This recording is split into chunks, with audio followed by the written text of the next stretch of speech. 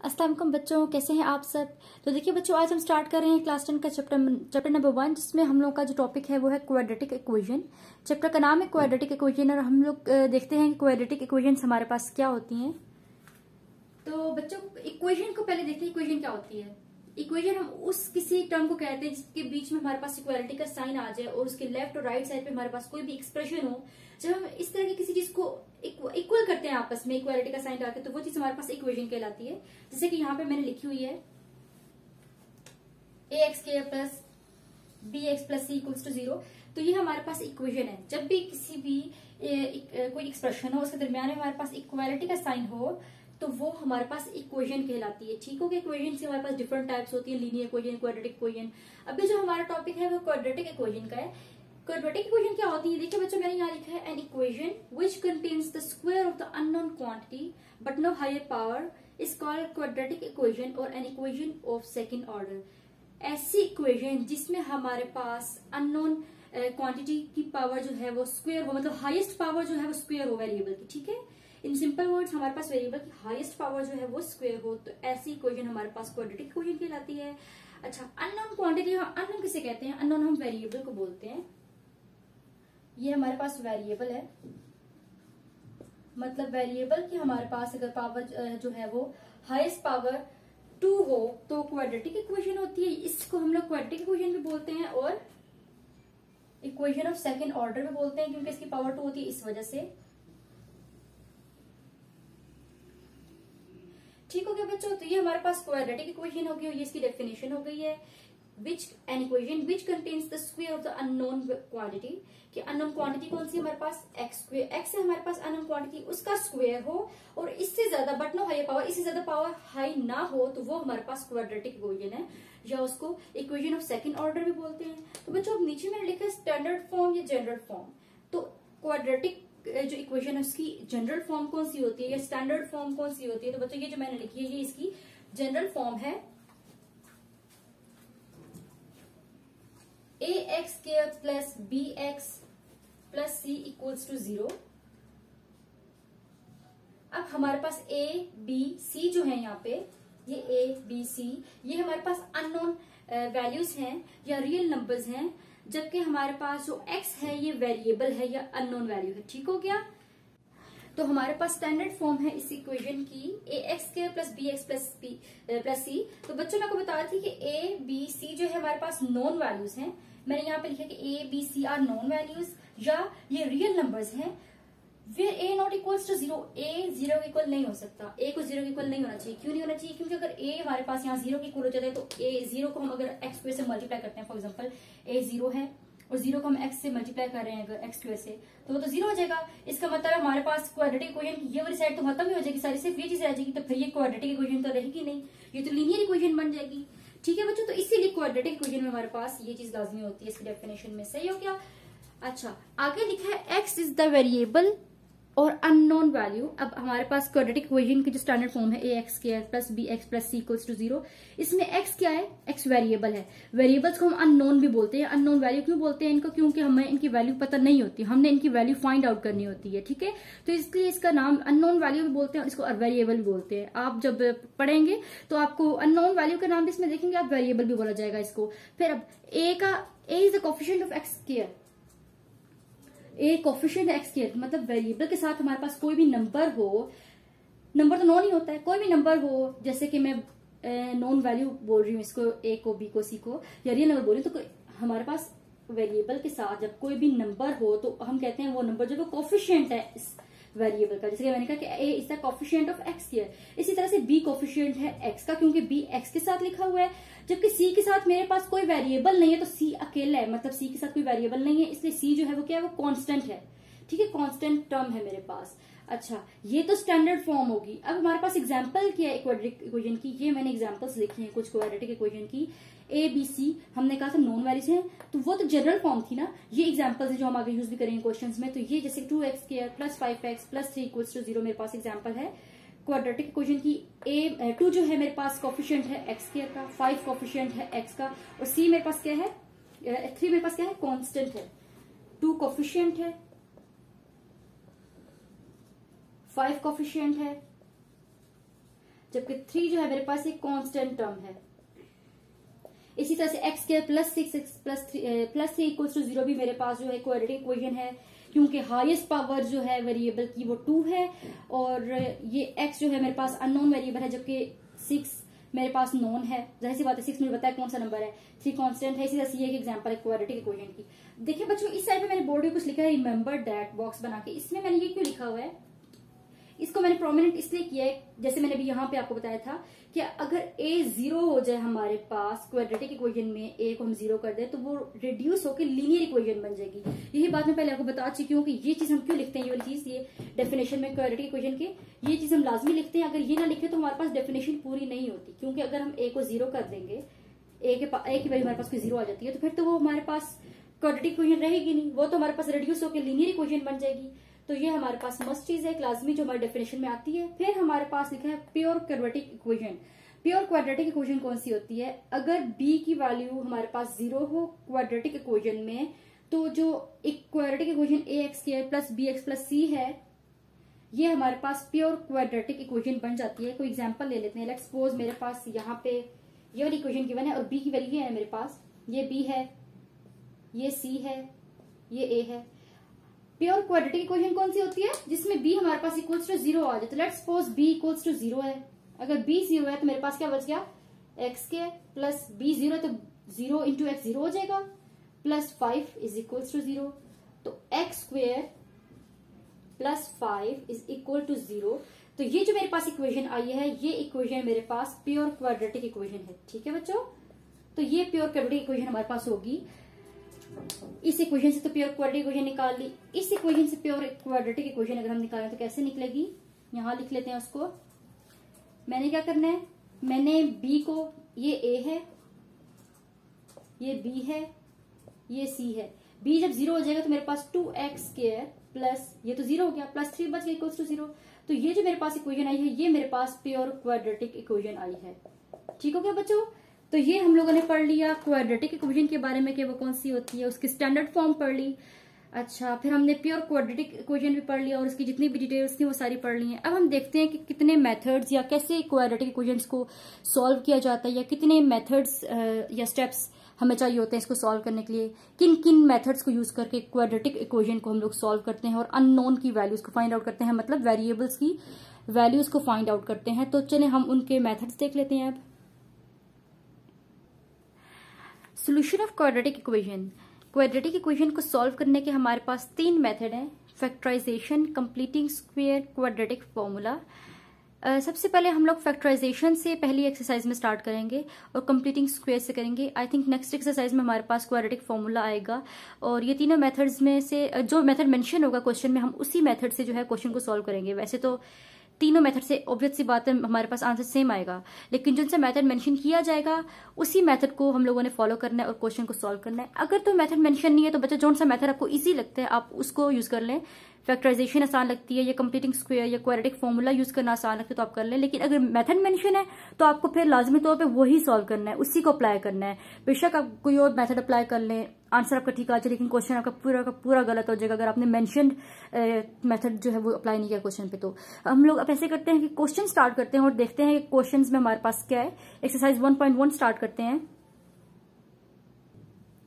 तो बच्चों ये है हमारे पास एक्सरसाइज 1.1। इसका क्वेश्चन नंबर 1 हमारे पास क्या है, right the following quadratic equation in the standard form. हमने क्या करना है, जो क्वाड्रेटिक इक्वेशन हमारे पास गिवन है इसको हमने लिखना है स्टैंडर्ड फॉर्म में। स्टैंडर्ड फॉर्म हमारे पास कौन सी थी, स्टैंडर्ड फॉर्म हमारे पास थी ax² plus bx plus c equals to 0। ये हमारे पास स्टैंडर्ड फॉर्म थी, हमने इस फॉर्म में लिखना है। जो क्वेश्चन है वो हमारे पास दूसरी तरह से गिवन है, हमने इस क्वेश्चन को इस फॉर्म में लेके आने and point out pure quadratic equation. और प्योर क्वाड्रेटिक इक्वेशन अगर हैं तो हमने उनको पॉइंट आउट करना है, ठीक है। और प्योर क्वाड्रेटिक इक्वेशन हम लोग पढ़ चुके कौन सी होती है, मैंने साइड बोर्ड पे लिखा भी है। अगर b हमारे पास इक्वल्स टू 0 होगा किसी भी इक्वेशन में तो वो हमारे पास प्योर बन जाएगी, ठीक है। तो हम क्वेश्चन को स्टार्ट करते हैं अभी। तो क्वेश्चन स्टार्ट करते हैं। सॉल्यूशन, क्या क्वेश्चन है हमारे पास, x plus 7 into x minus 3 is equals to -7। ये दो टर्म्स हमारे पास आपस में मल्टीप्लाई हो रही है, तो हम इनको पहले मल्टीप्लाई कर लेते हैं। हम क्या करेंगे, पहले x को x से मल्टीप्लाई करेंगे और फिर उसके बाद x को ही हम लोग 3 से मल्टीप्लाई करेंगे, -3 से। तो x को x से मल्टीप्लाई किया तो x into x x square minus 3x, ये हो गया। फिर 7 को x से किया तो प्लस 7x प्लस माइनस, फिर 7 को हम लोगों ने किया 3 से, तो 7 3 से हमारे पास आ जाएगा 21 इज इक्वल्स टू -7 आ गया। ये हमने सिंप्लीफिकेशन कर ली, हम लोगों ने इनको सिंप्लीफाई कर लिया। अब आगे देखते हैं, x square 7x minus 3x हमारे पास आ जाएगा plus 4x minus 21 is equals to -7। जो कॉन्स्टेंट टर्म्स है इनको एक साथ कर लेते हैं, तो x स्क्वायर प्लस 4x हमारे पास -7 प्लस 21 हो गया। यहाँ पे x स्क्वायर प्लस 4x हमारे पास क्या हो जाएगा। अच्छा, यहाँ पे क्या करना है बच्चों, हमारे पास जो भी कोई इक्वेशन आएगी वो हमारे पास उसको बाद में हमने देखना होगा वो प्योर है या क्वाड्रेटिक इक्वेशन है। तो उसके बाद हम देखेंगे कि वो प्योर क्वाड्रेटिक इक्वेशन हमारे पास आती है या क्वाड्रेटिक इक्वेशन है।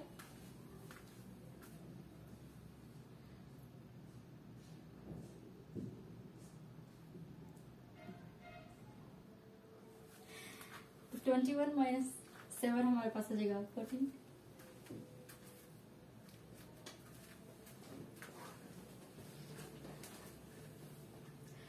तो ये हमारे पास आ गई equation x square plus 4x minus 14।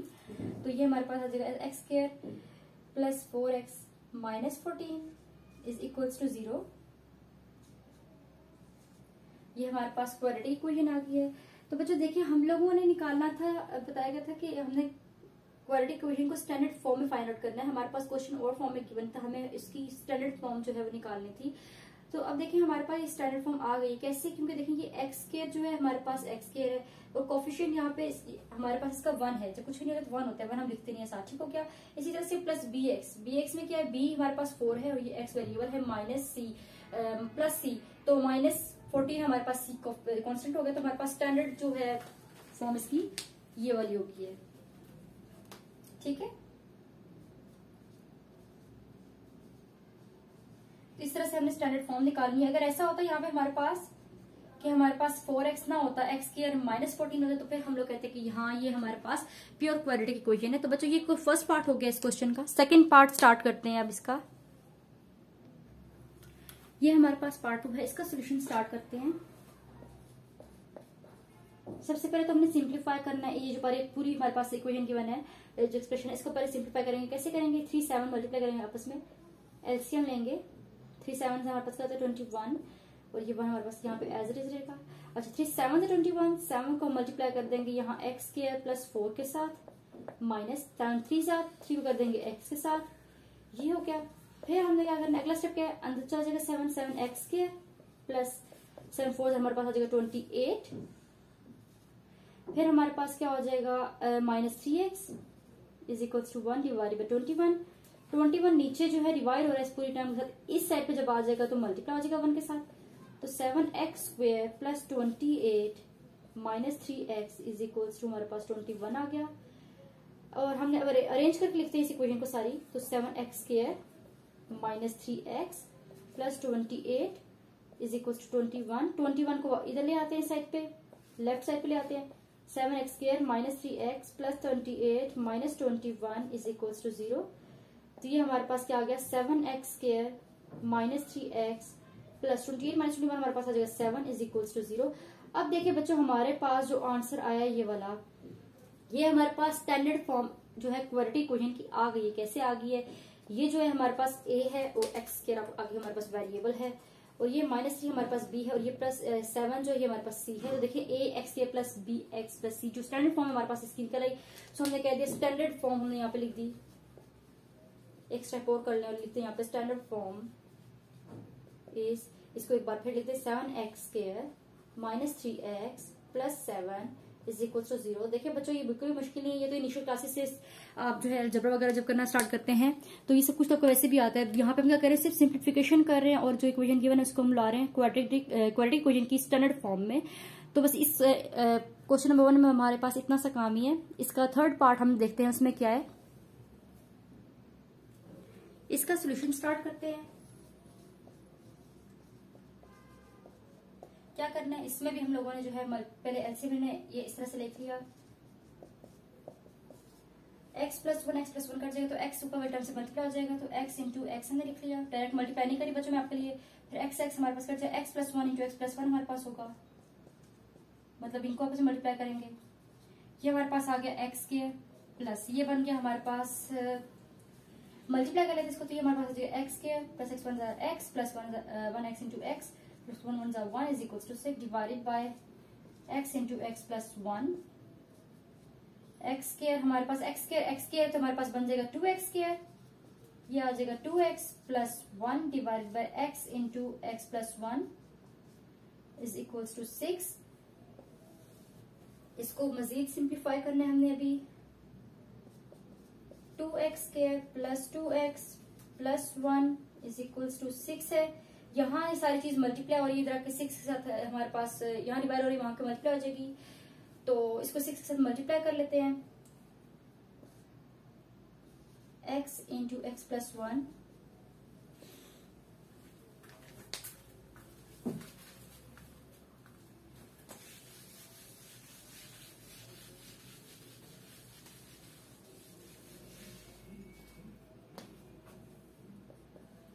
2x square plus 2x plus one हमारे पास है इस इक्वल्स टू, हमने लिखा 6 इंटू एक्स प्लस वन, ये लिखा हमने।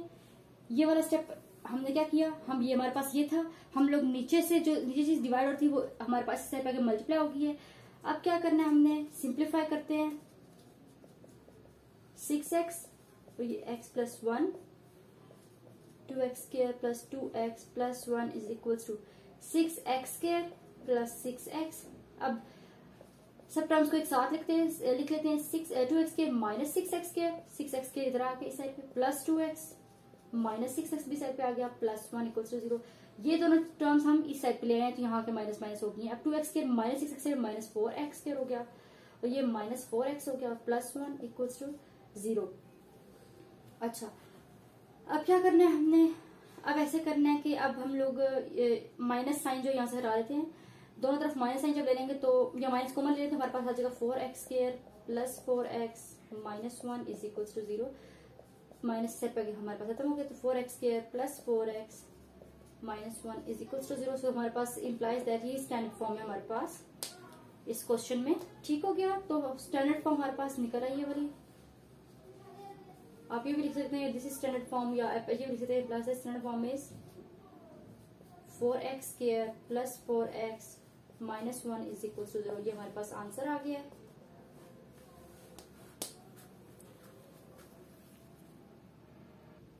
तो ये हो गया हमारा थर्ड पार्ट। नेक्स्ट पार्ट बच्चों मैं आप लोगों को नेक्स्ट वीडियो में करवाऊंगी, और बाकी सारे जितने भी पार्ट्स हैं, जितने भी क्वेश्चन एक्सरसाइज 1.1 के, वो हम नेक्स्ट वीडियो में करेंगे। अभी तक के लिए मैंने आपको यही समझाना था कि और चैप्टर स्टार्ट कराना था कि क्वाड्रेटिक इक्वेशंस क्या होती हैं, इसमें कितने मेथड्स यूज करते हैं, प्योर क्वाड्रेटिक इक्वेशन कौन सी होती है और इन्हें कैसे सॉल्व किया जाता है, ये सब कुछ। तो बच्चों अभी के लिए इतना ही काफी है, बाकी क्वेश्चंस नेक्स्ट वीडियो में होंगे आपके लिए। तो तब तक के लिए अल्लाह हाफिज।